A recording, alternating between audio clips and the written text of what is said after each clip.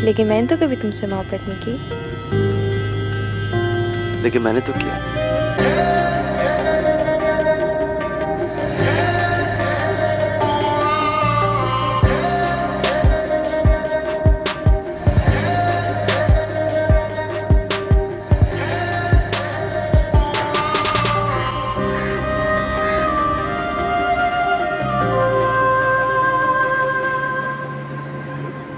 मेरा घर तो बिल्कुल सूना हो गया है।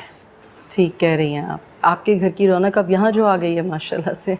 कैसी है मेरी बच्ची? मैं बिल्कुल ठीक हूँ अम्मी। छोड़ दो ना काम को, 2 घड़ी जरा माँ के पास आके बैठ जाओ। हाँ बेटा बाद में कर लेना ना, बैठो अभी अम्मी के पास। अच्छा बताइए आप कैसी हैं? बाबा कैसे हैं? सब ठीक है, लेकिन ये क्या बेटा, 2 कदम पे माँ का घर है और तुम्हें और हारिस को इतना टाइम नहीं मिलता कि कभी चक्कर लगा ले? वो दरअसल हारिस ऑफिस से आजकल लेट आ रहा है, बस इसी वजह से। सुलन तो उसे ऑफिस से छुट्टी लेनी चाहिए थी ना। नई नई शादी हुई है दोनों की, कहीं बाहर घूमने चले जाते। जी चाहती तो मैं भी यही थी। लेकिन हारिस नहीं चाहते, उन्हें ना घूमने फिरने का कोई शौक ही नहीं है। शौक नहीं है, लेकिन रायमा को तो बाइक पे बैठा के पूरा शहर घूमता रहता था। नहीं रोशन, रहमा को बस वो कभी कभार रेडियो छोड़ देता था और कभी यूनिवर्सिटी। अम्मी आंटी आप किस बात की सफाई दे रही हैं? सबके अपने अपने नसीब होते हैं। ठीक कह रही हो बेटा, उसके नसीब में तो शायद कुछ और ही लिखा था, तभी तो इस घर में नहीं आई। महा बेटा जाओ, अम्मी के लिए चाय बना कर लाओ। नहीं, चाय वाय रहने दो। ये तुम्हारे अब्बा ने कुछ पैसे भेजे, तुम और हारिस बाहर जाके कहीं घूम फिर कर आ जाओ। रोशन ना करें ये सब कुछ, पैसों का मसला नहीं है, बस हारिस को ऑफिस से छुट्टी नहीं मिल रही। नहीं कोई मसला नहीं है, मैं हारिस से बात करूंगी, वो सिर्फ बहाना बनाते हैं। अरे इसमें तकल्लुफ वाली कोई बात नहीं है, हारिस भी तो हमारा ही बच्चा है ना। लेकिन फिर भी ये मुनासिब बात नहीं है। इससे बुरा लगने वाली क्या बात है? देखें कितनी खुश हो गई मेरी बेटी। महा बेटा तुम हारिस के साथ खुश तो हो ना? हाँ हारिस के साथ बहुत खुश हूँ, बल्कि इस घर में सबके साथ बहुत खुश हूँ। अल्लाह करे हमेशा खुश रहो। अरे आप आ गए। अस्सलाम वालेकुम। वालेकुम अस्सलाम।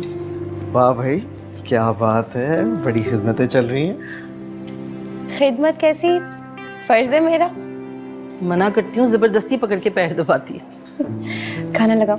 नहीं वो मैंने ऑफिस में लंच करे थे इसलिए मुझे भूख नहीं है। अच्छा अम्मी, ये आपके लिए। क्या है? सैलरी। तो बहू को दो ना। क्यों, कब से सैलरी सिर्फ आपको देता हूँ? हाँ लेकिन अब से इस सैलरी की हकदार बहू है। नहीं अम्मी, मैं अपनी तनख्वाह सिर्फ आपको दूंगा क्योंकि इसके हकदार सिर्फ आप हैं। हारिस बेटा समझो मेरी बात को, महा को दिया करो। अम्मी प्लीज़, जो मैं कर रहा हूँ मुझे करने दें। मैं अपनी सैलरी सिर्फ आपको दूंगा, बस ये लें। अच्छा ठीक है, तो अब ये मैं अपनी मर्जी से अपनी बहू को दे रही हूँ, तुम्हें एतराज़ नहीं होना चाहिए। नहीं आंटी, ये प्लीज आप ही रखिए, इतनी बड़ी जिम्मेदारी मैं नहीं संभाल सकूंगी। सुन लिया आपने। खुश रहो तुम दोनों, लेकिन मैं कहाँ हिसाब किताब रखती फिरूंगी। अम्मी किस तरह की बातें कर रही हैं? आपसे हिसाब कौन रहेगा? बस ये समझें कि जिस तरह से बजट चलता है वैसे ही चलता रहेगा। ठीक है। महा जाओ बेटा, तुम भी जाओ।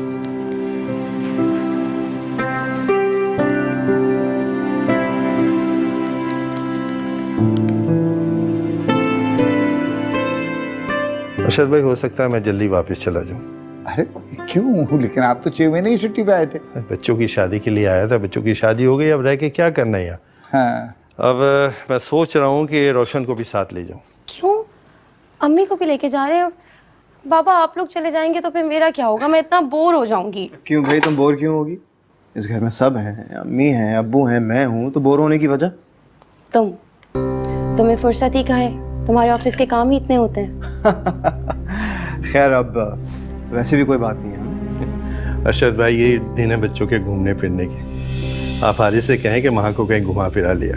हाँ भाई, सुन लो क्या कह रहे हैं तुम्हारे अंकल। अब्बू, अंकल को शायद मेरी मसरूफियात के बारे में पता नहीं अभी। तुम और तुम्हारी मसरूफियात। बेटा बहाने मत करो, ले जाओ इसे, अच्छा रहता है। और थोड़ा घर से भी दूर रहना चाहिए। क्या हर वक्त माँ बाप में घुसे रहते हो? अंकल प्लीज, आप मेरी बात का बुरा मत मानिएगा, लेकिन आप हमारे मामलात में इंटरफेयर ना करें तो आपकी मेहरबानी होगी।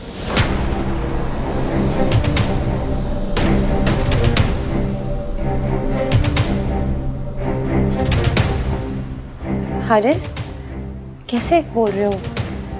बाबा है हाँ, मेरे। मुझे पता है कि तुम्हारे बाबा हैं, इज्जत करता हूँ मैं इनकी, लेकिन मुझे कहाँ आना जाना है इसका फैसला मैं खुद ही करूँगा, समझी? तो एक्सक्यूज मी। हारिस, हारिस, बहुत जिद्दी हो गया है। देखा आपने किस तरह बात की इसने। मैं माफी चाहता हूँ। आजकल पता नहीं क्यों इतना चिड़चिड़ा हुआ है। बेटा मैं तो तुम लोग की खुशी के लिए बात कर रहा था ये। ठीक है अरशद भाई, मुझे इजाजत है। अल्लाह हाफिज़। हारिस को पता नहीं क्या हो गया, वो ऐसे नहीं है, बस ऑफिस की मसरूफियात की वजह से चिड़चिड़ा हो गया।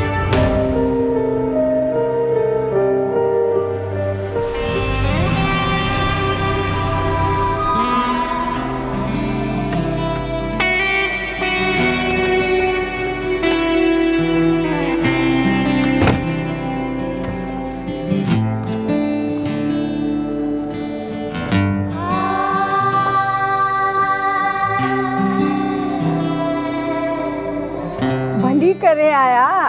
बेगम सरकार बहुत सोहनी हो गई हैं आप।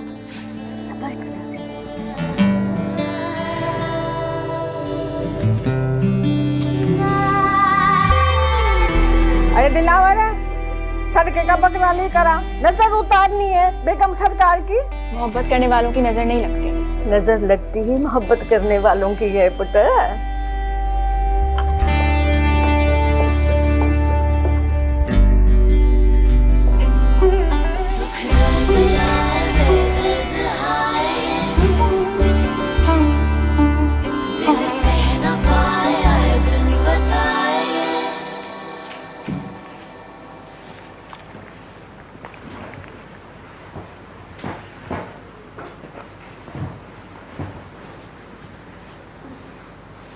तुम अभी से सो रही हो? हाँ, नींद आ रही है। मूवी नहीं देखोगी? ओके, ये लो।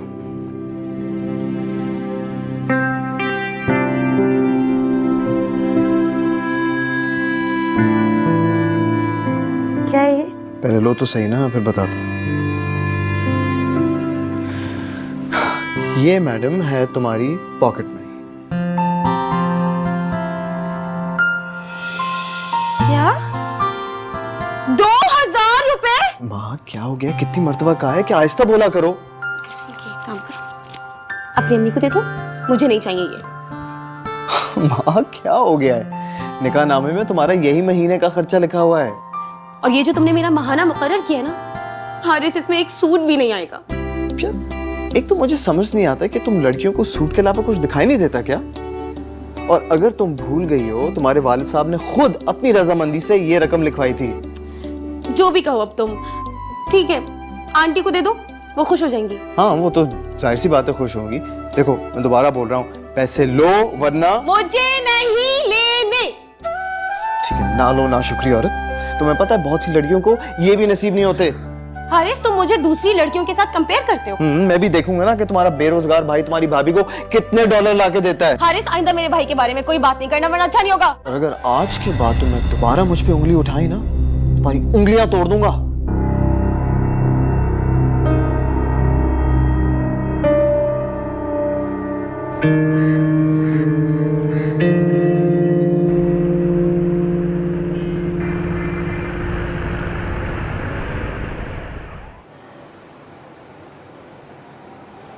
तुम्हें पता है हारिस, तुम और रायमा मेरी ज़िंदगी के दो चिराग थे।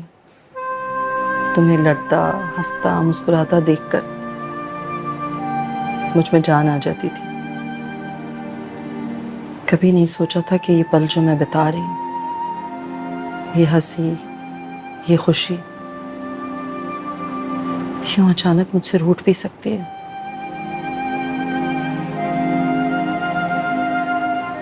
मेरी बच्ची, मेरी प्यारी रायमा यूं अचानक मुझसे छूट सकती है।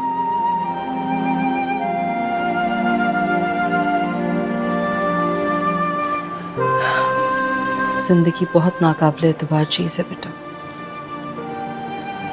कुछ पता नहीं चलता कि अगले पल क्या हो जाए। इसलिए अक्लमंदी इसी में है कि अपने हाल को अच्छे से गुजारा जाए। लोग आपसे और आप लोगों से खुश रहें। अभी क्या हो गया आपको? ऐसी बातें क्यों कर रही है? तुम्हें पता है माँ ने कल से कुछ नहीं खाया। तो क्या हो गया अम्मी? वो खा लेगी, कोई बच्ची तो नहीं है ना कि फीडर बना के देना पड़े। हारिस, क्या हो गया तुम्हें? नरमी लाओ बेटा अपने लहजे में थोड़ी। मोहब्बत और लिहाज ही रिश्तों को इज्जत से जोड़े रखते हैं। जानता हूँ, बचपन से आप मुझे और रायमा को यही सिखाती आ रही हैं। क्या फायदा हुआ? सबक सीख कर भी रायमा इतनी मटेरियलिस्टिक निकली। तो क्या सीखा उसने आपसे? यही कि इंसान से ज्यादा उसके बैंक बैलेंस और उसकी गाड़ी को अहमियत दो। उसका बदला सारे जहान से लोगे तुम। हारिस, ये झिझलाना, गुस्सा करना, इस तरह से बात करना मेरा बेटा ऐसा नहीं था। मुझे अपना हारिस वापस चाहिए। जब इंसान बेबस हो जाता है ना अम्मी, तो सिर्फ और सिर्फ अपना ही नुकसान कर सकता है, अपनी जात का। लेकिन बेटा अब तुम अकेले नहीं हो। माँ तुम्हारे साथ है, बहुत अच्छी बच्ची है, तुमसे प्यार करती है। उसे भी तुम्हारी मोहब्बत और तवज्जो की ज़रूरत है। तो अम्मी, आपकी खातिर मैंने उससे शादी कर ली ना, तो ज़बरदस्ती मोहब्बत तो नहीं की जा सकती। मोहब्बत भी हो जाएगी। पहले तुम अपना ये गम, गुस्सा, ये झुंझलाहट ये निकाल कर खुद को ठीक करो। ठीक है, कर लूंगा। और वहाँ को जैसे भी रहना है वो मेरे साथ रह सकती, मुझे कोई मसला नहीं। एक बात बताओ, ऐसे ही कड़वे करेले बने रहोगे? हाँ, मुझे तो मेरा वो बेटा चाहिए जिसे दूल्हा बनने का बड़ा शौक था, और अब जब दूल्हा बन गए हो तो खुद से बेजार हो। सही कह रही हैं, दूल्हा बनने का शौक तो था, लेकिन किसी और के लिए। अच्छा बस कर दो, अब भूल जाओ सब कुछ मेरी खातिर। अब सिर्फ ये याद रखो कि माँ तुम्हारे साथ है, तुम्हारी बीवी है, उसे तुम्हारी मोहब्बत, तुम्हारी तवज्जो की ज़रूरत है। बेटा, उस बच्ची को खुश रखना हमारा फ़र्ज़ है, हमारी जिम्मेदारी है वो अब। और मुझे उम्मीद है कि तुम अपनी माँ की बात का मान रखोगे। जी, ख्याल रखूंगा। मेरा बेटा खुश रहो।